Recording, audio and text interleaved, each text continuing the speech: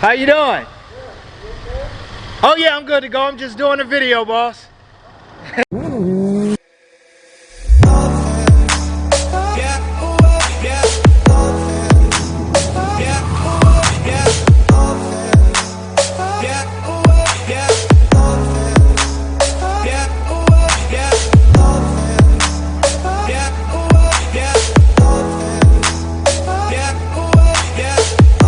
What's going on, guys? Road King Cino here, bringing you another episode of the Dirty Left Shoe Chronicles. You dig? I just wanted to do a quick video on the R1 wheel conversion for my Suzuki B-King, which also works for the Suzuki Hayabusa as well. Gen 1, Gen 2, and I'm sure pretty much Gen 3 too, but a lot of guys I'm sure are going to stick with those Gen 3 wheels. So let me just show you what I got going on here and just go over a few other things because this bike is almost ready for the track. I had it over there in the sun at first, guys, but it seemed a little bit too rich for the camera.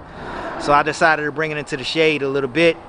I just kind of was inspired to do this video because I have gotten a good amount of feedback on this bike, and a lot of the social media platforms that I put it up on, since it's basically been sitting like this on Facebook and Instagram. It's got its own following for sure. I love it. I can't seem to get enough of it. It's definitely been getting a little bit more momentum. And it's the small things like this that a lot of people don't know that, you know, can change the whole look or how someone perceives a particular bike when they're customizing it, or when they're customizing it for someone, whether it be a customer or for yourself or what have you. Those 3-spoke wheels versus these 5-spoke wheels, to me, in my opinion, are like night and day. Let me know in the comment section below what you guys think. But in my opinion, it really brings this bike together.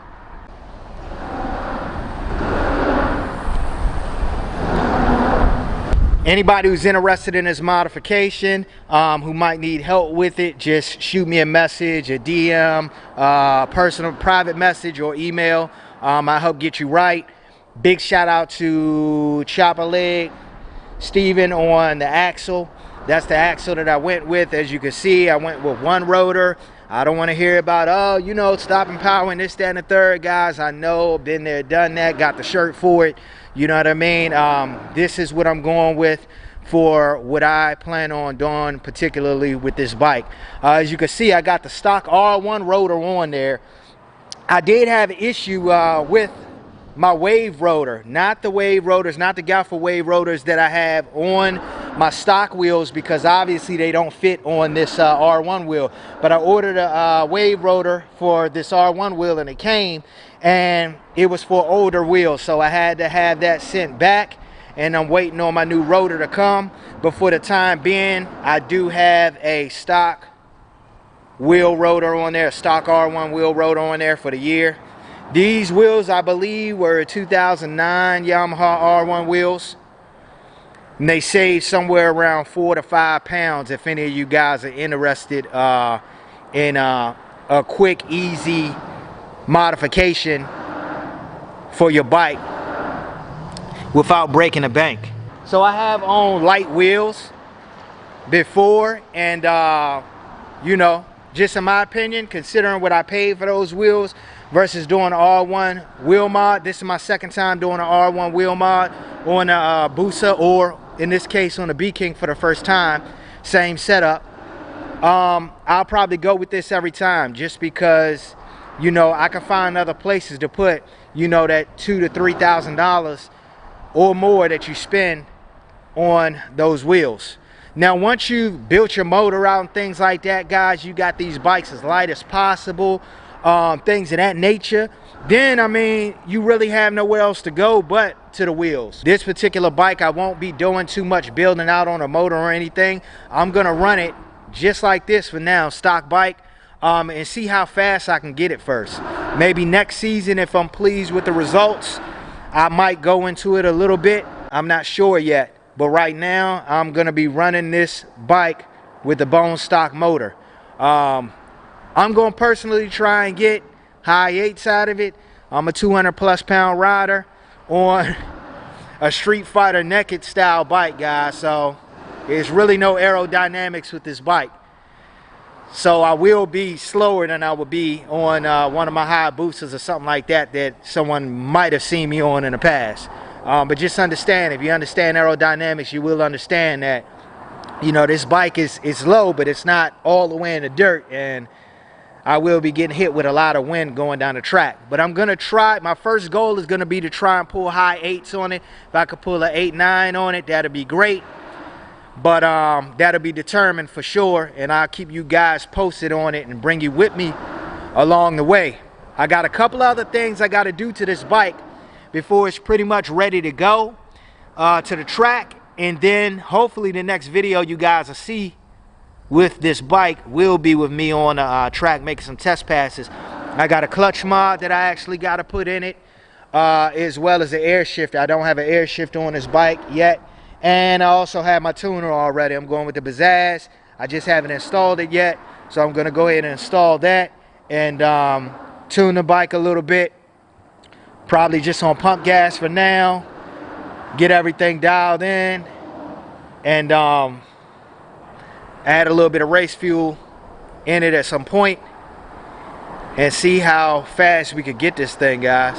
Let me just pan around it a little bit for you.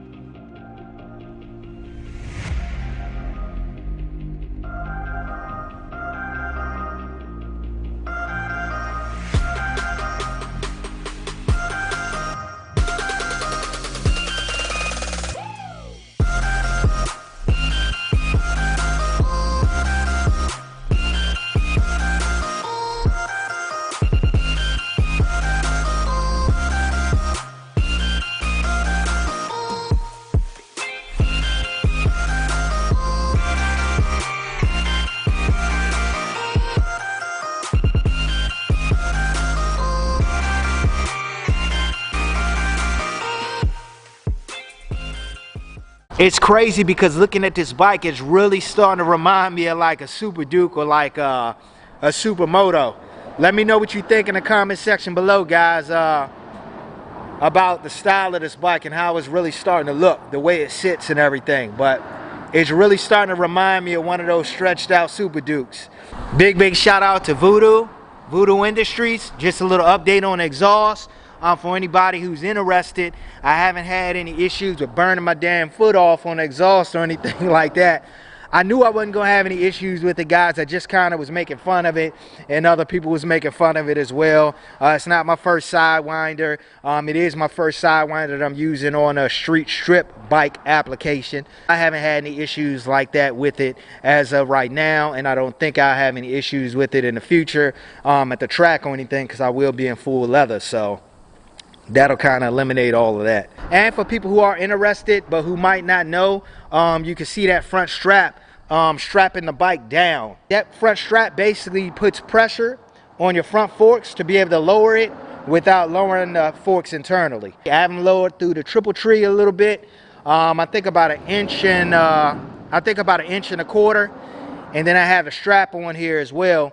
So then what I do is I just roll the bike forward, grab your brake a little bit while pulling on the strap, and compress the forks.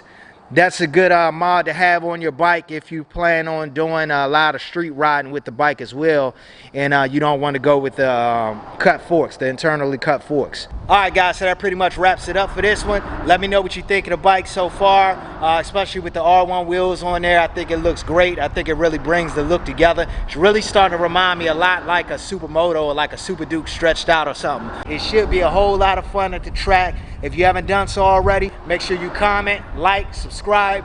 Most of all, share this video, guys. I appreciate the love that you've been showing this bike and everything else that I've been bringing to the table. I'll catch you guys in the next one. Peace.